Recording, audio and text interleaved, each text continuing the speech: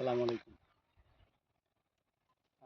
এটা আমার সূর্যমুখীর বাগান। এটা আমি শখ করে করেছি এবং আলহামদুলিল্লাহ আল্লাহর রহমতে কম বেশি খারাপ ভালোই হয়েছে আশা করি। কারণ যে পরিমাণ ফলনের গাছ আমি রোপণ করেছি তুলনামূলক তার থেকে একটু কম গাছ গজাইছে।